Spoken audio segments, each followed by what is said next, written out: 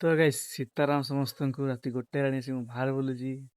Just ଖାଇକି ଆସିକି ବାହାରେ ବୁଲୁଛି। କ'ଣ କରିବି? ନିଦ ଲାଗୁନି ମୋତେ, ସେଥିପାଇଁ ବାହାରେ ପଳେଇ ଆସିଲି। କ'ଣ କରିବା? ଭଲ ଲାଗୁନି, କିଛି ନିଦ ଲାଗୁନି। ଗୋଟେ କଥା କହିବି, ମୁଁ ଭିଡ଼ିଓ ବନଉଛି, ମୋତେ ଏତେ ଡିମୋଟିଭେଟ୍ କରୁଛନ୍ତି, କହିବା କଥା ନୁହଁ। କିଛି ବି ଗ୍ରୋଥ୍ ହେଇନି ମୁଁ। ତଥାପି ମୋ ପଛରେ ଲାଗି ସାରିଲେଣି। ମୋତେ କହୁଛନ୍ତି ତୁ ଭିଡ଼ିଓ ବନଉଛୁ ତ ଭଲ ଲାଗୁନି, ସିଏ ଲାଗୁନି, ଇଏ ଲାଗୁନି। କାହିଁ ସେ ଭିଡ଼ିଓଟା ବନଉଛି, ଫାଲତୁ ଟାଇମ୍ ୱେଷ୍ଟ କରୁଛୁ। କ'ଣ କରିବି ଜାଣିପାରୁନି ମୁଁ। ତମମାନେ କୁହ ମୁଁ କ'ଣ କରିବି?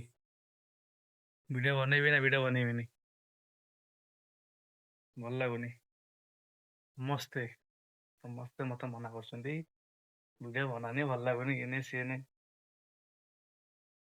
ମୁଣ୍ଡ ଠିକ୍ ଭଲ ଲାଗୁନି, ଭଲ ମାନେ ବିରକ୍ତ ଲାଗୁଛି।